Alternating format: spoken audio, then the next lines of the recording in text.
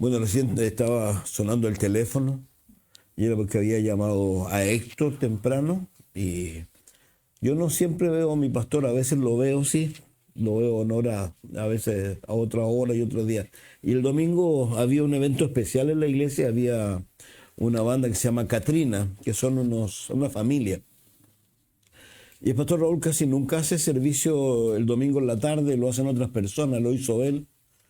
Y al final, bueno, se quebró bastante, se empezó a recordar a Sharon y quedó como bien tocado, así que estábamos todos medios preocupados por él en realidad. Y la semana pasada terminamos, de alguna manera le hicimos mención, no lo mencionamos bien, acerca de lo que le toca vivir a Ezequiel. Es el libro que estamos estudiando. Estamos en el capítulo 24, verso 15, adelante. Y tal como hemos aprendido acerca de este hombre, Dios elige personas tan especiales para servirle y también les da capacidades especiales, porque si no es así, es difícil poder resistir muchas veces las situaciones que le pueda tocar vivir a las personas. El domingo hacíamos mención un poco, por segunda vez a lo mejor, con referencia a las situaciones difíciles que toca vivir también. En este caso era Juan el Bautista, y hacíamos mención de que no es el único hombre que en algún momento tuvo duda o tuvo temor. Porque yo voy a reiterarlo y lo voy a decir una vez más, yo no creo en los espirituales en realidad, no creo en esas personas que creen que son espirituales. Yo creo que a todos nos cuesta un mundo caminar con Cristo, que esto es difícil, que esto es un camino angosto, este no es un camino ancho, y que muchas veces hasta nos caemos. Solo que el Dios que tenemos es tan tremendo que nos da la mano para levantarnos nuevamente y decirnos que sigamos caminando. Y ahí colocábamos algunos ejemplos de Jeremías, como en un momento determinado de su historia, porque los que han leído el libro de Jeremías sabrán que él fue un hombre que no solo tuvo lamentablemente la contrariedad con el pueblo, sino que aún su propia familia. Su familia se volvió en contra de él, al punto que en un momento él quiso renunciar y le dijo a Dios que ya no podía más. Y tuvo que decir también que, bueno, a pesar de que su cabeza, pero había algo en su interior que era fuego. Entonces eso lo ayudó, hasta también como Elías, un hombre en el cual el libro de Santiago dice que era un hombre sujeto a pasiones, que oró fervientemente que no lloviese, y no llovió y llovió. Entonces uno se alucina con eso, pero también en un momento determinado de su historia se fue orando y diciéndole a Dios, mátame, porque no soy mejor que mis padres. Y así vemos a un montón de hombres en el Antiguo Testamento y también en el Nuevo Testamento que pudiéramos decir fallaron miserablemente, pero era parte de, porque hay una necesidad, como también aprendíamos el domingo, cuando el apóstol Pablo en 2 de Corintios 1 dice que llegó un momento en su historia en donde las cosas fueron tan lejos,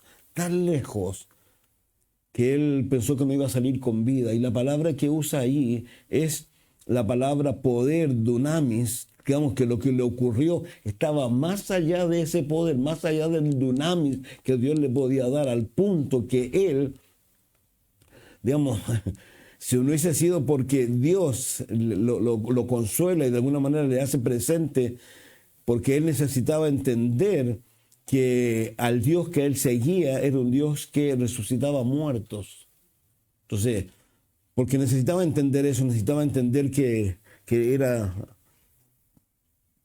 un Dios todopoderoso al cual él estaba sirviendo.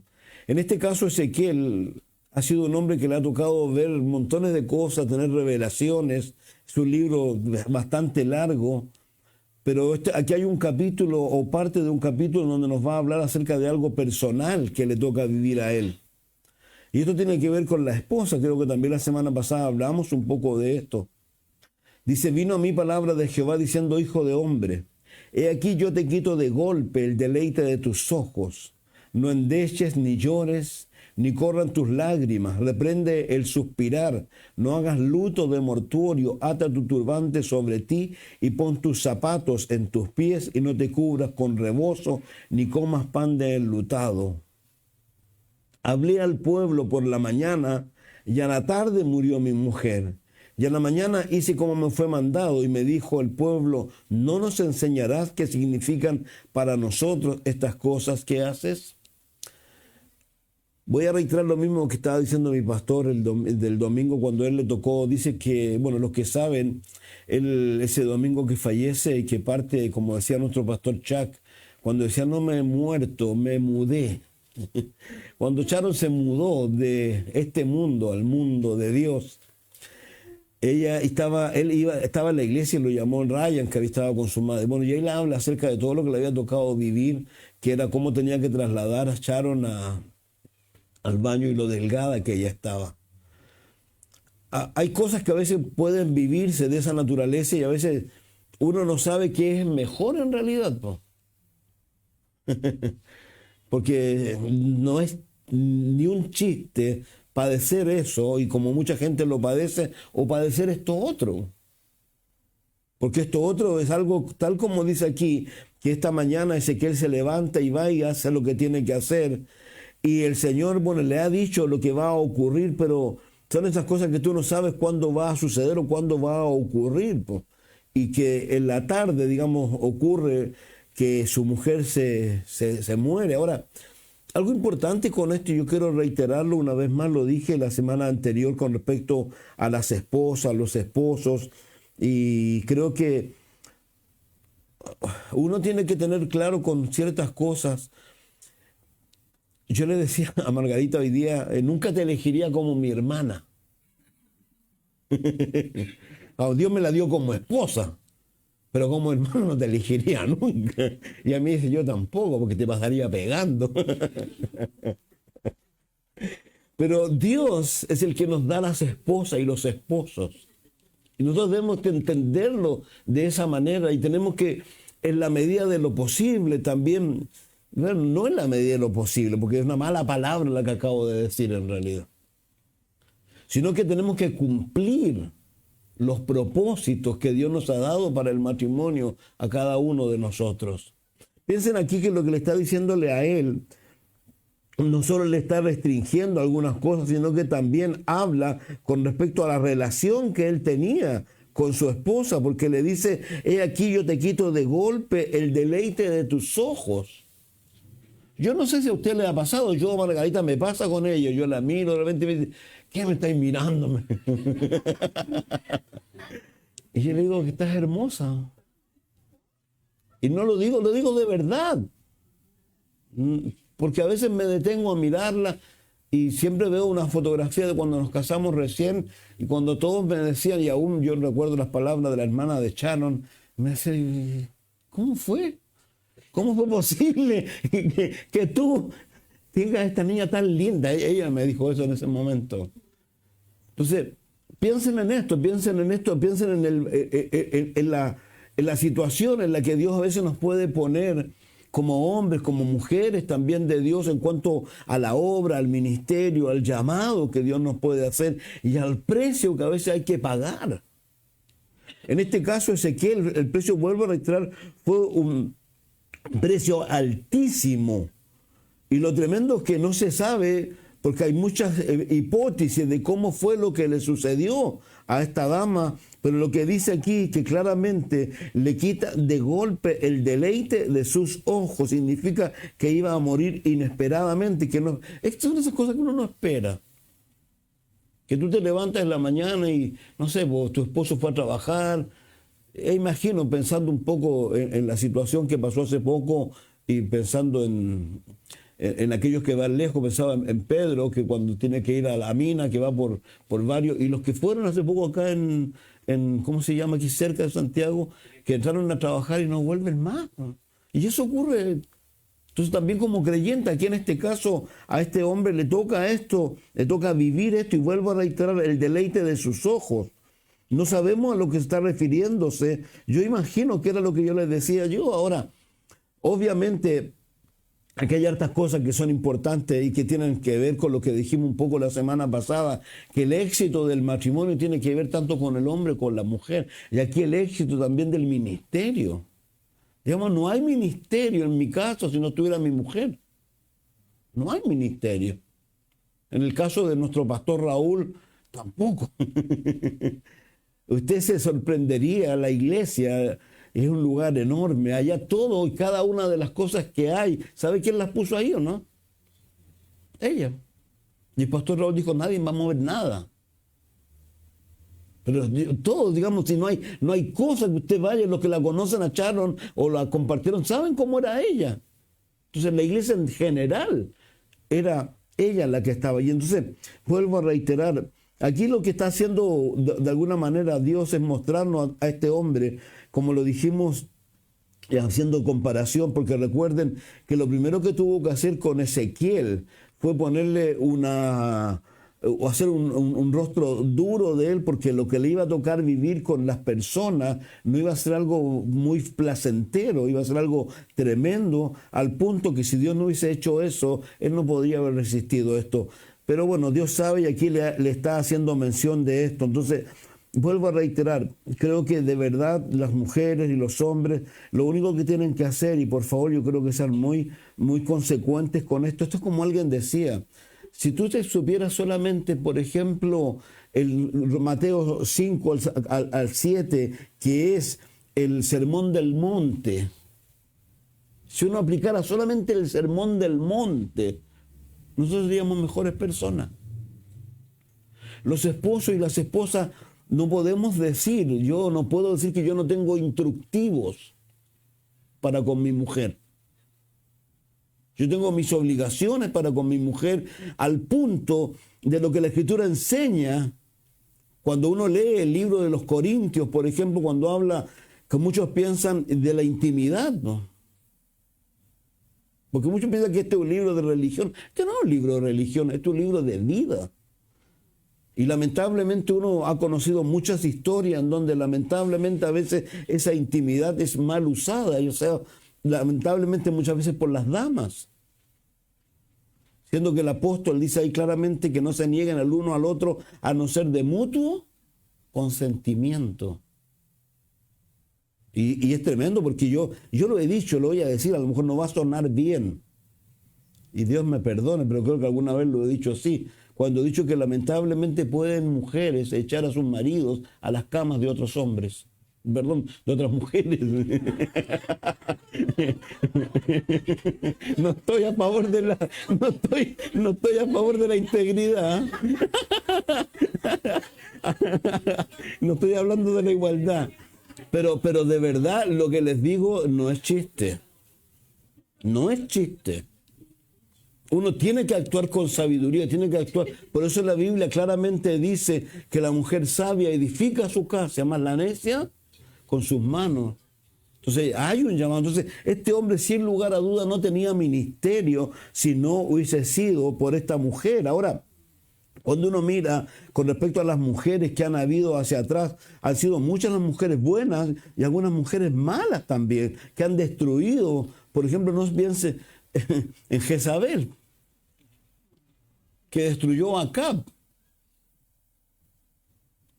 Pensemos en la mujer de Job, que uno no sabe en realidad por qué le pasó a esa mujer, que le dice a su marido, a pesar de la situación que le está tocando vivir, que no es una situación sencilla, que obviamente están viviendo los dos, pero uno, bueno, él lo ha tomado de la manera correcta, con todo el dolor, cuando dice Jehová dio, Jehová quitó y no halló despropósito. Pero su mujer, ¿qué es lo que le dijo? Maldice a Dios y muérete. Por ejemplo, algunos también hacen referencia que la mujer del apóstol Pablo lo dejó. Porque para él ser del Sanedrín tenía que ser casado. Entonces, que lo dejó producto de qué? De que él, como él mismo lo reitera, dice, para él haber encontrado a Cristo era lo mejor, así que todo lo demás lo tenía por basura. A él ya no le importaba la posición social, no le importaba nada de esas cosas, pero a su mujer sí le importaba, aparentemente. Por eso lo dejó. Entonces, Y aquí cuando dice de golpe, no sabemos, vuelvo a reiterar, la forma que esto va a ocurrir, pero fue una prueba enorme para este hombre. Yo reitero, yo lo he dicho muchas veces, y yo entiendo a mi pastor, en realidad creo que en muchas cosas me parezco a él. Y yo a veces estando en mi casa, y cuando Margarita ha salido, y ahora, bueno, me estaba pensando, se le estaba ocurriendo salir de nuevo. Yo no he viajado, me he estado quedándome en casa, y se le ocurre que quiere viajar de nuevo, y no sé, ando con una amiga que tiene, que por ahí está, la voy a mirar. Y yo para mí yo no tengo problema de repente que mi esposa esté abajo y soy feliz. A pesar de cómo somos, no sé si me entiendo, yo no soy así soy cariñoso, ni tanto tampoco, ya no me van a creer. Pero yo soy feliz de saber que yo estoy arriba y ella está abajo. Estoy feliz, está ahí, sé que está ahí, pero saber que no está. Yo lo he dicho, yo entiendo a mi pastor cuando él dice yo conozco su casa y cuando él dice y su casa está vacía. Entonces, resumiendo un poco todas las cosas, más que ninguna otra cosa, creo que esto va en muchos aspectos, en varias áreas se puede ser tocado esto, y es con respecto a saber aprovechar, como dice la propia Escritura, aprovechando bien el tiempo, haciendo buen uso del tiempo, y especialmente con los que queremos, con las personas que están cercanas, con las que a veces no le damos ningún valor, y que en algún momento nos pueden ser quitados de golpe. Yo siempre digo los obituarios que uno veía en el diario El Mercurio, no sé si existirán todavía, encuentran niños de todas las edades o personas de todas las edades, porque uno no sabe cuándo va a ocurrir eso. Entonces, a él le pasa esto, él tiene que vivir esto, no sabe, digamos, Dios le dice y más encima le prohíbe que se duela. Ahora, no significa eso que Dios, digamos, el dolor tuvo que de alguna manera meterlo bien adentro, pero no pudo expresarlo para que los demás lo pudieran ver. Entonces, ahí está. Ahora, lo dije la semana pasada y lo digo de nuevo. La relación hombre-mujer no es algo menor en el sentido que una de las cosas básicas que Dios nos llama a nosotros dice que amemos al prójimo como a nosotros mismos. Y el prójimo más cercano que tenemos nosotros, ¿quién es? Es el esposo o la esposa. Entonces, si yo voy a lo que estoy buscando los textos en mi mente y en mi corazón, y ustedes los conocen, en Primera de Pedro capítulo 3, cuando habla de la mujer, ¿no es cierto? La mujer sumisa, dice ahí que se parece a Sara, y también habla de los hombres, y dice que los hombres deben tratar a sus mujeres como vaso, ¿qué? Ahora, yo, bueno, hace mucho tiempo lo entendí. La Margarita está escuchando mucho a, ¿cómo se llama este pastor? A Ormachea, así que yo no lo he escuchado, me gusta mucho, pero los que puedan escuchen a Ormachea, ya habla harto. Y yo hace mucho tiempo aprendí, y esto me acuerdo de las conferencias que se hacían aquí, y uno de los pastores cuando hacía referencia, ¿a qué se refiere a tratar a la mujer como vaso más frágil? Y no sé si alguno se acordará de esto. Y el que lo enseñó fue Pancho Juárez, con su forma tan particular. Y que él decía que en esos días, él sabía de esos días. Entonces, él como que, así como que se ponía en alerta. No quebraba un huevo, no hacía, digamos, hacía todo lo contrario. ¿Por qué? Porque lamentablemente, y esto es una cosa que uno lo aprende con el tiempo, a no todas las mujeres, por ejemplo, le ocurre lo mismo con su estado de menstruación. Algunas reaccionan de alguna manera, son totalmente diferentes. Entonces, como hombres, a veces nosotros somos demasiado brutos. Y no entendemos eso porque no lo vamos a entender nunca. Es imposible que lo podamos entender. Pero la Biblia sí nos dice que en ese tiempo, en ese momento, tratemos a la mujer como ¿qué? Como a vaso frágil. Pero lo tremendo, el hecho de que yo a lo mejor no haga caso de eso, que yo digo una tontera, dice la Escritura que mi oración o mi relación con Dios se ve ¿qué? Se ve fragmentada, se ve quebrada. ¿Y por qué razón? Ahora, alguien lo dijo de esta manera, por favor no te olvides que tu esposa tiene un padre, entonces tú también tienes ¿qué? Un suegro, y el suegro es Dios. Ahora, Cuando uno piensa en esto, por ejemplo, de las mujeres, que uno piensa, lamentablemente hay un ejemplo que está en la Escritura que es brutal y que es, y yo siempre lo he dicho de esta manera, que es Abraham, no el Abraham de la Cecilia. Abraham, cuando se ve en una situación de dificultad, ¿no es cierto? Y tiene que bajar a Egipto en desobediencia. Pero él tiene un problema. ¿Y cuál es el problema? Yo no sé, no entiendo, no sé si en esa época había, de qué manera se conservaba Sara. ¿Sara? Sí, bueno, no quiero equivocarme. Se conservaba Sara, porque aparentemente era muy bella.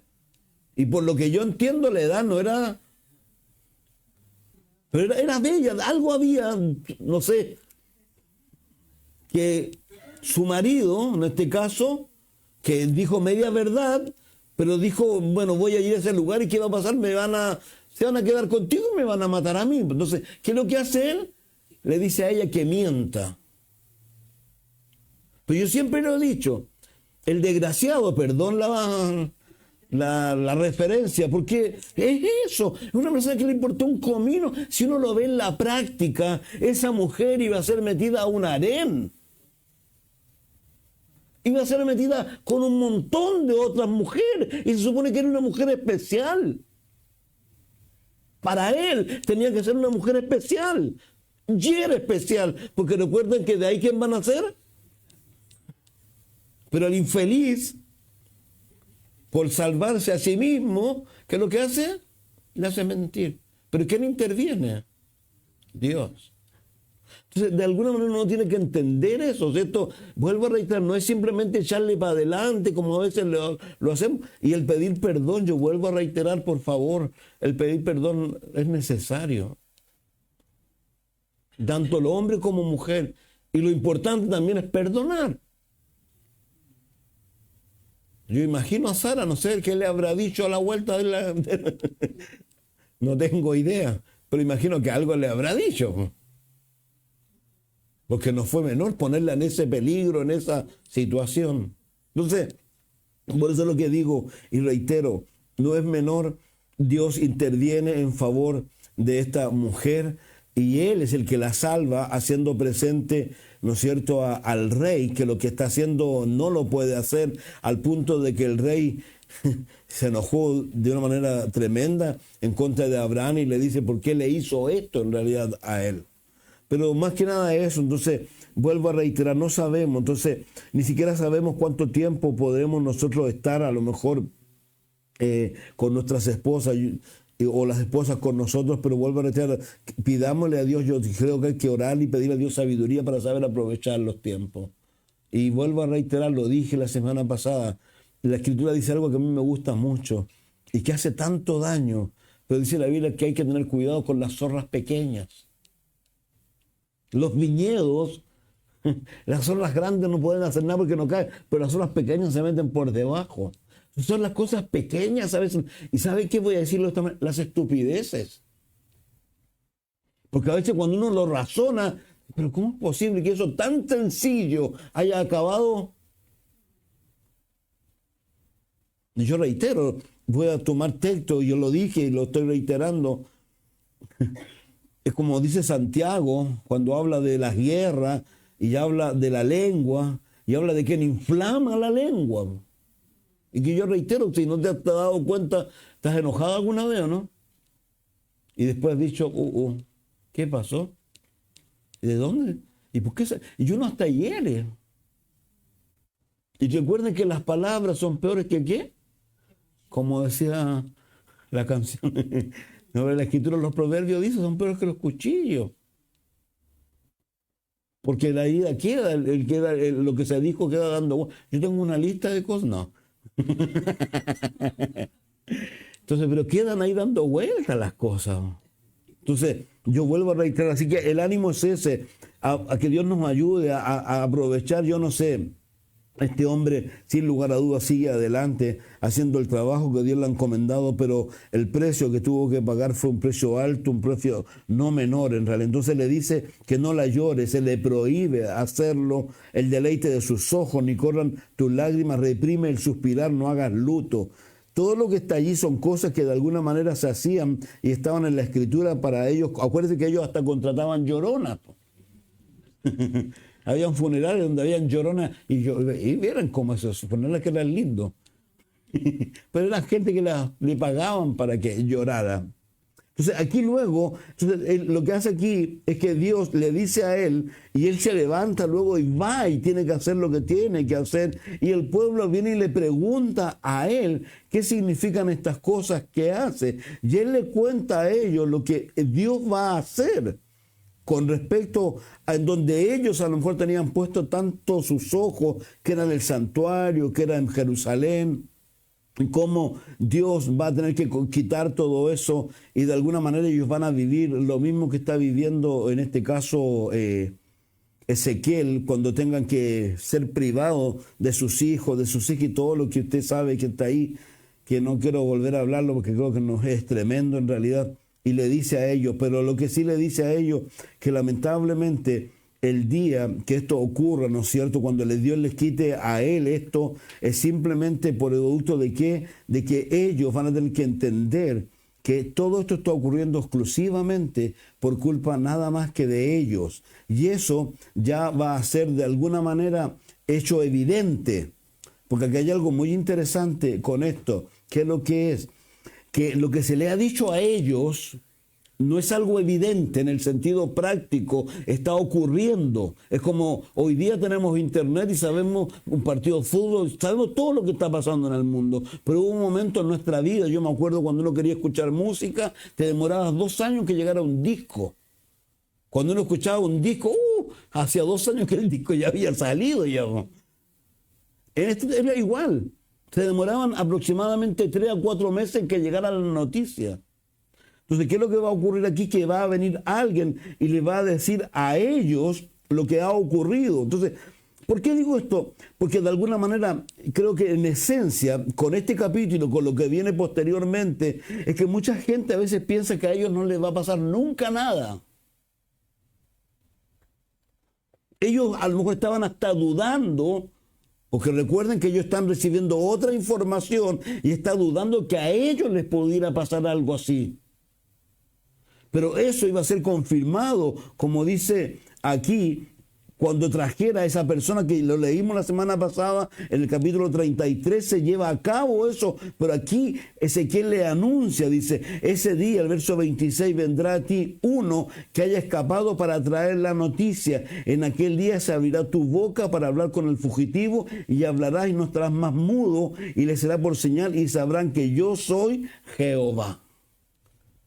Entonces ellos de alguna manera, yo no sé qué ocurre con estas personas, o hasta el día de hoy en realidad Satanás, no sé, la justicia propia, tantas cosas, ha cerrado el corazón de estas personas al punto que Pablo habla de esto por ahí. Entonces, esto trae como consecuencia que Dios traiga ese juicio sobre, en este caso es Judá. El capítulo 25 hasta el capítulo 32 encontramos el juicio a las naciones. Dice el verso 1 del capítulo 25, vino a mí palabra de Jehová diciendo, hijo de hombre, pon tu rostro hacia los hijos de Amón y profetiza contra ellos y dirás a los hijos de Amón, oíd palabra de Jehová. El Señor así dice, Jehová el Señor, por cuanto dijiste, ea bien, cuando mi santuario era profanado y la tierra de Israel era asolada y llevada en cautiverio la casa de Judá. Por tanto, he aquí, yo te entrego por heredad a los orientales y pondrás en ti sus apriscos y plantarán en ti sus tiendas. Ellos comerán tu sementera y beberán tu leche, y pondrás a Rabá por habitación de camello y a los hijos de Amón por majada de oveja, y sabréis que yo soy Jehová, porque así ha dicho Jehová el Señor, por cuanto batiste tus manos y golpeaste con tu pie y te gozaste en el alma con todo tu menosprecio por la tierra de Israel. Por tanto, aquí yo extenderé mi mano contra ti y te entregaré a las naciones para ser saqueada. Te cortaré de entre los pueblos y te destruiré de entre la tierra, te exterminaré y sabrás que yo soy Jehová. Quiero decir algo muy sencillo aquí. Aquí está ocurriendo algo muy interesante. ¿Qué es lo que es? Que entre lo que está ocurriendo anteriormente y lo que va a ocurrir ahora, hay un periodo de 5 meses en donde el profeta va a recibir toda esta información que tiene que ver con todas estas naciones que están alrededor de Israel. Yo no sé si usted vio a Donald Trump. Donald Trump salió con un mapa y mostraba lo que llamaba él el mal. Y ahí estaban todas estas naciones. Pero ¿sabe qué? Más que ninguna otra cosa, lo interesante que hay aquí, y que yo quiero hacer mención, es el llamado que le va a hacerle Dios a el pueblo, ¿no es cierto? Y también a Ezequiel. ¿Por qué razón? Porque lo que está haciendo Ezequiel es recibiendo los juicios, ¿no es cierto?, para todos estos vecinos que tiene Israel, que ha tenido y tiene hasta el día de hoy, y que en algún momento en Zacarías 14 los va a juntar, ¿ya? Pero aún antes de que eso ocurra, Dios le dice algo a Ezequiel. Y quiero decir el por qué, pero quiero ir primero a Ezequiel 33.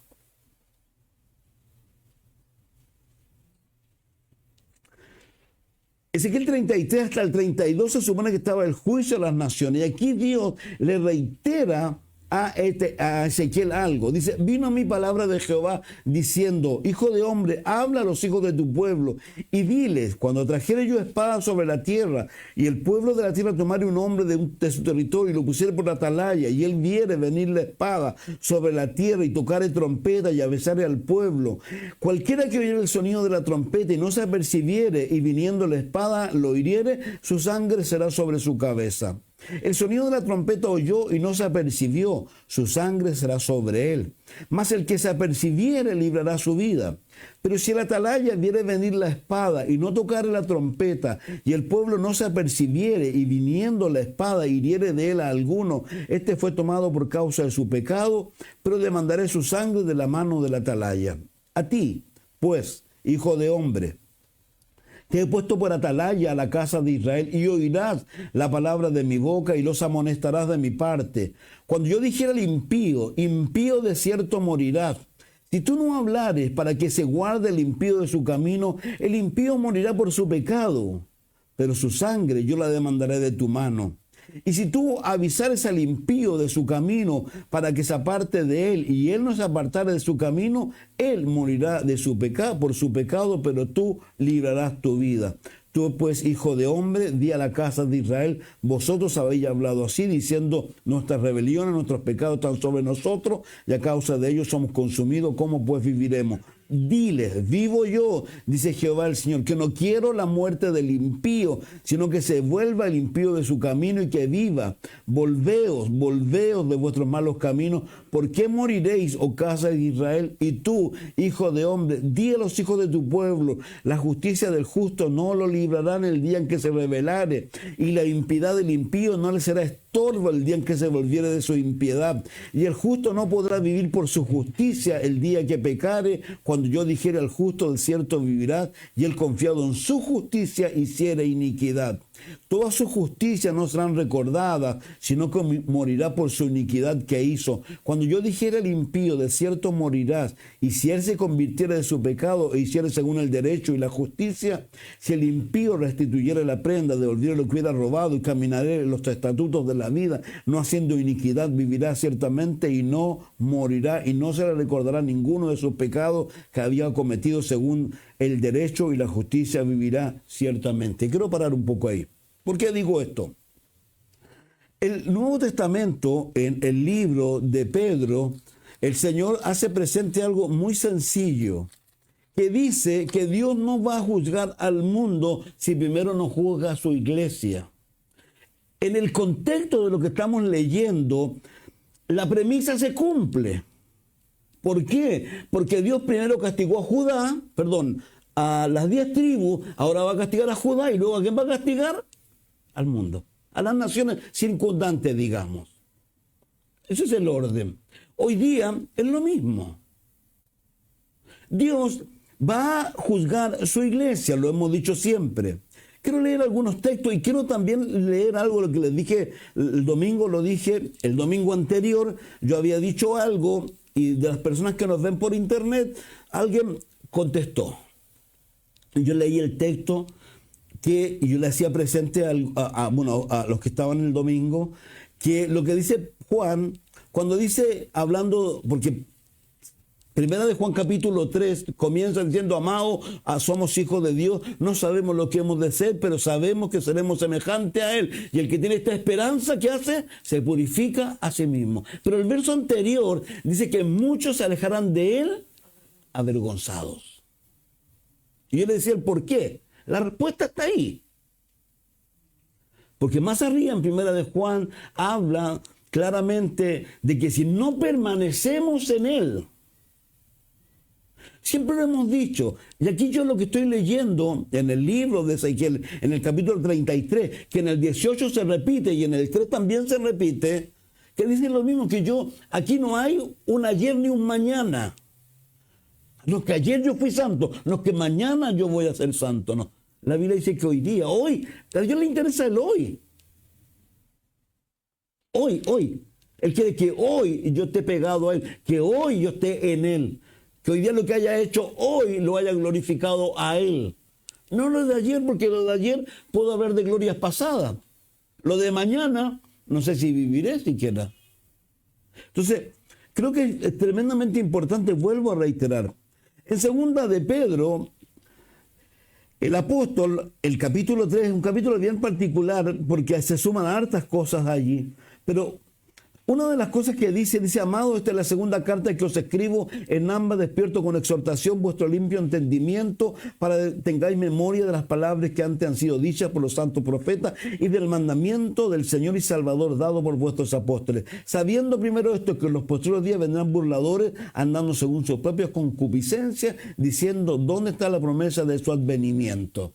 Hoy día tú le hablas a las personas, muchos se ríen, se burlan, porque le decimos que vamos a ser sacados. Oiga, si no es chiste, hablamos del rapto, estamos diciendo que vamos a ser sacados del planeta, ¿no? ¿Lo han pensado, sí? ¿Que nos van a sacar del planeta? Pablo dice, conozco un hombre que fue llevado al tercer cielo, al paraíso. El paraíso antes estaba abajo, ahora está arriba. Primer cielo, aquí. Segundo, los planetas. Tercero, donde vive Dios.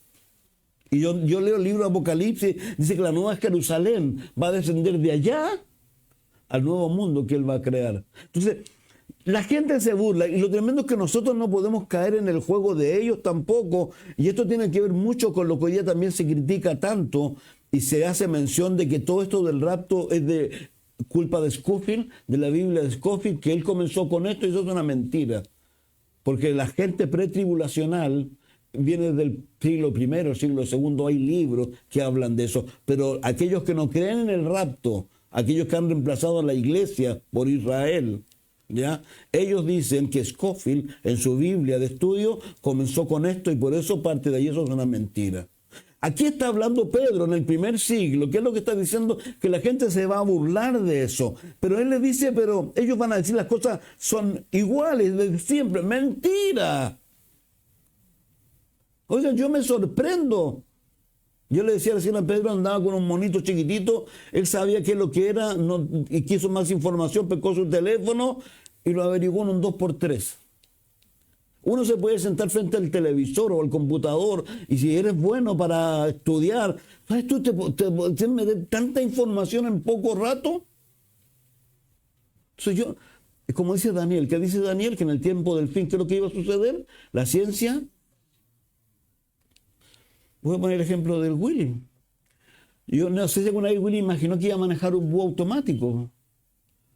Se sube al bus, no hace nada, un poco menos se baja y se va al bus solo. Entonces, no podemos decir, que no hay, si esto ha cambiado. Está todo listo, todo para que el día venga, y venga el anticristo y la marque la bestia, y el comprar y vender, y ya. Aquí la gran mayoría, yo me río siempre cuando voy y pago con billetes y yo digo de repente, yo no sé, y me sorprendo yo cuando veo a los jóvenes de repente se acercan a la caja, sacan su teléfono. Y, ¿qué mierda están haciendo? Digo yo, y no sé. Entonces, voluntariamente esto ignoran que fueron hechos por la palabra de Dios, y también la tierra que proviene del agua y por el agua subsiste, por lo cual el mundo de entonces pereció anegado en agua. Pero los cielos y la tierra que existen ahora están reservados por la misma palabra, guardados para el fuego en el día del juicio y de la perdición de los hombres impíos. Mas, oh amados, no ignoréis esto, que para el Señor un día es como 1000 años como un día. Y aquí lo interesante, el Señor no retarda su promesa, según algunos la tienen por tardanza, sino que es paciente para con nosotros, no queriendo que ninguno perezca, sino que todos procedan al arrepentimiento. Entonces, tomando lo que yo estaba hablando atrás, es tan importante entender que Dios primero va a juzgar la iglesia, sin lugar a duda. Segundo, va a juzgar al mundo en esa gran tribulación. Pero también la importancia que tiene el que podamos ser consecuentes con las personas que están a nuestro alrededor para cumplir lo que yo acabo de mencionar cuando hablaba del prójimo más cercano, que es nuestra esposa. Pero también tenemos muchos otros prójimos que no conocen a Jesús. Y que de alguna manera Dios dice que yo no sé cómo lo va a hacer. Siempre lo he dicho, ¿cómo nos va a pedir cuenta? No tengo idea. Pero Él anhela que tú le hables a estas personas de Él. ¿Por qué? Porque es el único que realmente puede hacer cambios en la vida de las personas, y cambios que permanezcan y lo hagan, como dice la Escritura, nacer de nuevo. En 1 de Pedro, capítulo 4, verso 17,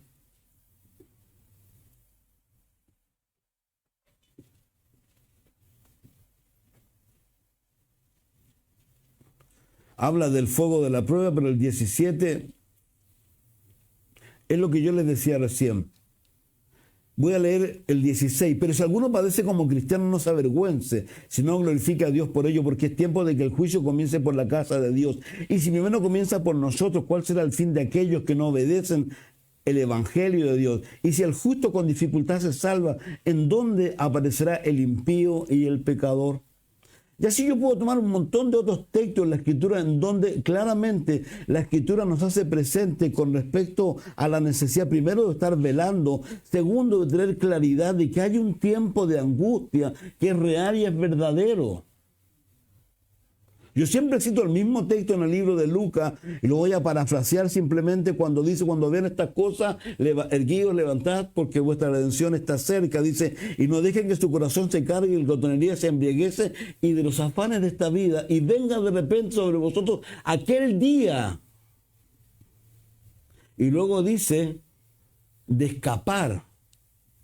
Muchos hablan de que el rapto lo miramos como un escape. No es un escape. Lo que sí dice él claramente, que hay ese tiempo de angustia. Entonces, ¿qué es lo importante? Yo donde quiero poner un poco hoy día el énfasis es la necesidad de que tenemos de estar en comunión con nuestro Señor para no tener que alejarnos avergonzados, como dice 1 de Juan capítulo 2, entendiendo también un contexto donde hay un montón de otras cosas, como por ejemplo en Romanos 11, donde habla acerca de la vid, o habla de Israel, ¿no es cierto? Y ya habla de cómo han sido desinjertados o cortados. Habla del olivo, perdón. Y es un llamado al gentil, Pablo. Y el llamado es este: si Dios cortó a Israel, ¿quién dice que no te puede cortar a ti? ¿O me puede cortar a mí?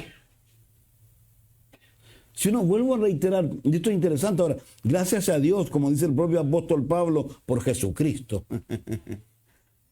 No hay condenación en Jesucristo, sin lugar a dudas. Pero uno tiene que tener cuidado de qué, de que nos convirtamos en cristianos teóricos. Usted leyó el texto, y para que usted se dé cuenta cómo hay una congruencia entre el Antiguo y el Nuevo Testamento. ¿Cuál es la congruencia? Cuando habla de que el impío se arrepiente, y leyó lo que dijo después, ¿o no? Deja de robar, devuelve lo que ha... ¿Por qué? Porque hay un cambio, porque las cosas viejas pasaron. ¿Qué es lo que se le llama eso en el Nuevo Testamento? Frutos. Jesús dijo claramente: yo soy la vid, vosotros los pámpanos, pegados a mí lleváis ¿qué? Y el que no lleva fruto, ¿qué? De eso se trata esto, de eso es lo que estoy hablando. Por eso reitero lo que dice ahí en el libro de Ezequiel, porque el libro de Ezequiel de eso habla, de que no es el ayer, no el mañana, el hoy, y que a lo mejor hoy día no estamos tan como quisiéramos. Pero Dios está ahí para darnos la mano, Dios está ahí para alentarnos, Dios está ahí para llenarnos con su Espíritu Santo. ¿Saben? Hay días que son horribles, son días malos a veces. A mí me han pasado una serie de cosas este último tiempo y no han sido buenas, con tristezas, con desengaños, con personas que uno pensaba que eran amigos y no son amigos en realidad, y uno te parte en el corazón, po. Pero de repente cuando uno ya empieza a entender y a tener la capacidad de lo que la Escritura nos da, Dios te viene y te levanta y te pone donde debe estar, porque en realidad para eso estamos también, po. Si estamos, ¿saben para qué o no?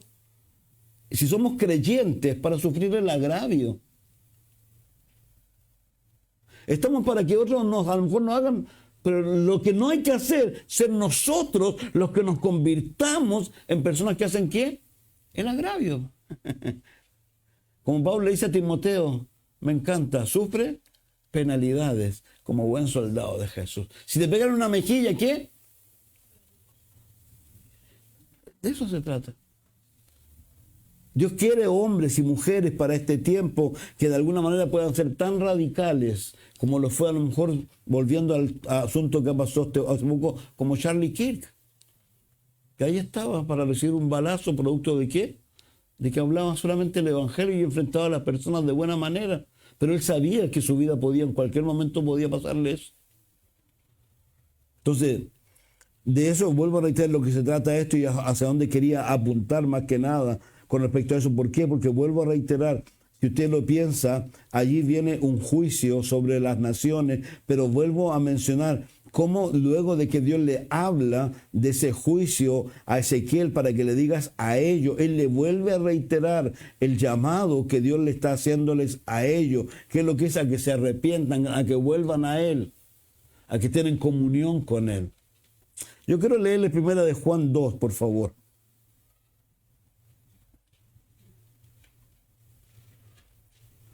Hijitos míos, estas cosas escribo para que no pequéis. Si alguno hubiera pecado, abogado tenemos para con el Padre, a Jesucristo el justo, y Él es la propiciación por nuestros pecados, y no solamente por los nuestros, sino también por los de todo el mundo. Y en esto sabemos que nosotros le conocemos si guardamos sus mandamientos. Fíjese qué interesante.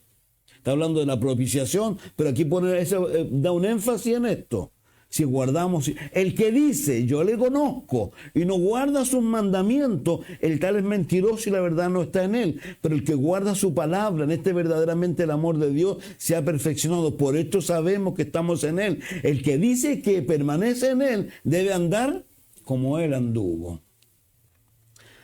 Hermanos, no os escribo mandamiento nuevo, sino el mandamiento antiguo, que habéis tenido desde el principio. Este mandamiento antiguo es la palabra que habéis oído desde el principio. Sin embargo, os escribo un mandamiento nuevo, que es verdadero en él y en vosotros, porque las tinieblas van pasando y la luz verdadera ya alumbra. El que dice que está en luz y aborrece a su hermano, está todavía en tiniebla. Fíjense que esto es tan interesante, no solo aquí, porque después va a decir otra cosa. Va a decir que yo me puedo convertir hasta en un homicida, sin necesidad de acuchillar a nadie, no matar a nadie con una pistola. Entonces, si yo voy recapitulando un poco, yo sé que esto a veces puede ser, pero esto es lo que Dios nos llama.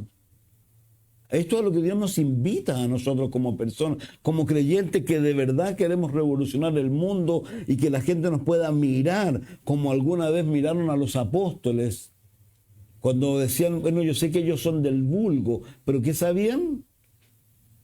Que habían estado con Jesús. Y dice por ahí también la Escritura que estos son los que han puesto el reclamo que había, es que han puesto al mundo de cabeza. No, pusieron al mundo de cabeza, lo pusieron en orden, como corresponde. Pero este es el valor, esto es lo que va en esto, no es, vuelvo a reiterar, porque podemos ser cristianos teóricos. Pero no se trata de teoría, se trata de vivencia, de vida. Yo he venido para que tengan vida. Entonces, El que ama a su hermano permanece en la luz y en él no hay tropiezo, pero el que aborrece a su hermano está en tiniebla y anda en tiniebla y no sabe a dónde va porque las tinieblas le han cegado los ojos. Os escribo a vosotros, hijitos, porque vuestros pecados han sido perdonados por su nombre. Os escribo a vosotros, padres, porque conocéis al que es desde el principio. Os escribo a vosotros, jóvenes, porque habéis vencido al maligno. Os escribo a vosotros, hijitos, porque habéis conocido al Padre. Os he escrito a vosotros, padres, porque habéis conocido al que es desde el principio. Os he escrito a vosotros, jóvenes, porque sois fuertes y la palabra de Dios permanece en vosotros, ya habéis vencido al maligno. No améis al mundo ni las cosas que están en el mundo. Si alguno ama al mundo, el amor del Padre no está en él, porque todo lo que hay en el mundo, los deseos de la carne, los deseos de los ojos, la vanagloria de la vida, no provienen del Padre, sino del mundo. Y el mundo pasa y sus deseos, pero el que hace la voluntad de Dios permanece para siempre. Yo le he dicho y le he contado en algún momento con alguien, me sucedió algo muy particular, estaba hablándome de cosas y yo lo único que pensé, ¿cómo lo van a bajar? Y Dios lo bajó. Y fue brutal. Fue brutal. Uno tiene que tener un cuidado único y vuelvo a reiterar, ¿quieres saber lo que hay en tu corazón? Quiero saber lo que hay en mi corazón. Mi pastor dice, escribe cada 5 minutos lo que estás pensando. Y a veces nos damos cuenta que realmente nuestra vida no ronda en donde quisiéramos que ronde, sino que en otras cosas en realidad. Por eso Juan dice aquí, todo lo que hay en el mundo, los deseos de la carne, los deseos de los ojos, la vanagloria de la vida, no proviene del Padre, sino del mundo. Y el mundo pasa y sus deseos, pero el que hace la voluntad permanece para siempre. Hijito, ya es el último tiempo. Y ahí sigue hablando de eso y sale hablando de las personas que habían allí. Y luego más abajo habla acerca de cómo debiéramos reconocer a aquellos que no son de Dios en realidad por la doctrina que ellos tienen. Y luego, más abajo dice el verso 28, ahora hijitos, permaneced en él, para que cuando se manifieste tengamos confianza, para que en su venida no nos alejemos avergonzados de él. Si sabéis que él es justo, sabéis también que todo el que hace justicia es nacido de él, pero en esencia, ahora hijitos, permaneced en él para cuando se manifieste tengamos confianza, para que en su venida no nos alejemos de él avergonzados. Es así de simple. Entonces yo reitero un poco, entendamos el texto y lo que está hablando también Ezequiel con lo que le toca vivir, pero particularmente con lo que le vuelve a reiterar Dios a él, para que le diga a ellos acerca de la responsabilidad que tiene él o el atalaya para que, con aquellos que a lo mejor van a tener que vivir. Por favor, piensen en algo y quiero concluir con esto. Yo lo dije el otro día. Sería bueno de repente que nos pusiéramos unas gafas. Yo no sé lo que vi una película que hablaba de los demonios y era bien particular, ni me acuerdo cómo se llama, pero iba en un auto y él tenía unas gafas especiales y de repente en la casa había una discusión, así, pero enorme discusión, y los lentes le daban la particular de darse cuenta que arriba de esa casa habían demonios haciendo cosas. Entonces, el entender, no necesitamos gafas, pero el entender esto, el que tiene al hijo y el que no tiene al hijo, así de simple. ¿Cuánta gente hay a nuestro alrededor? Entonces, como decía nuestro pastor Chuck, nosotros no podemos dar algo que no tenemos. Por eso aquí dice que hay que permanecer en él. Y que se cumpla en nosotros de alguna manera lo que Jesús le dijo a ellos. Le dijo, no se preocupen por lo que van a decir. Que en realidad seamos tan, no automáticos, pero estemos tan en esa comunión y en esa armonía con el Señor, que de verdad cuando tú te enfrentes a una persona, en el sentido de lo práctico, te encuentras con alguien, sea tan natural compartir el Evangelio. Vuelvo a retraer por qué. Piensa que en esa persona a lo mejor nunca más la vas a volver a ver. Y si se muere, ¿a dónde va a ir a dar? Ahora, no es que uno quiera librarse de la sangre, sino más que nada entendiendo que no es ningún chiste ir a dar al infierno o al lugar de tormento. Algunas personas sugieren, porque el texto, tengo 3 textos ahí, pero no los voy a usar, pero uno en Mateo 8, cuando el Señor habla y dice, y allí será el lloro y el crujir de dientes. Un pastor que me gusta mucho dice que el lloro y el crujir de dientes habla de personas que estuvieran cerca, que a lo mejor iban a la iglesia y un montón de cosas. Otros dicen que el lloro es para aquellos que a lo mejor estaban cerca y el crujir de dientes para aquellos que a lo mejor hasta en ese momento van a estar blasfemando en contra de Dios, como dice el libro de Apocalipsis, no lo sé. Pero lo que sí sé es lo que dice la Escritura, que allí hay lloro y crujir de dientes. Y que en lo particular no tengo ninguna gana de ir a dar a ese lugar. Obviamente no voy a ir porque Jesús está por nosotros, pero creo que es muy importante, y vuelvo a reiterar y quiero decir algo que lo dije otro día. Vivimos un mundo difícil donde a veces mucha gente quiere renunciar. No sé si a su fe, pero eso es dejar de hacer cosas como, entre comillas, se puede pensar, ¿vale esto la pena?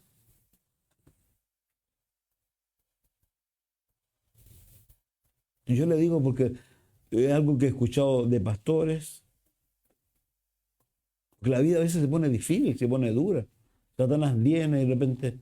Entonces, pero insisto, creo que lo básico, y me encanta lo que dice Juan ahí, hijitos, permaneced en él. ¿Cierto? De verdad, yo vuelvo a reiterar, esto es simple, yo siempre lo digo, y a veces reitero con lo de los matrimonios. A mí me da tanta pena cuando he visto matrimonios rotos y digo, y ¿sabe por qué? Porque uno de los dos no cedió. Uno tiene que ceder. Y si eres tú el mismo o eres tú la misma, siempre, síguelo haciendo. No importa. No importa. Pero no hay que permitir que Satanás haga su trabajo. Entonces la obligación, reitero, es permanecer en Él. Nada más. Lo único que nos pide el Señor. Tan simple como es. Padre, gracias por tu amor, misericordia, por tu favor y gracias por todo lo misceláneo también de hoy, Señor. Gracias por tu amor. Gracias, papá, en el nombre de Jesús. Amén. Dios les bendiga mucho.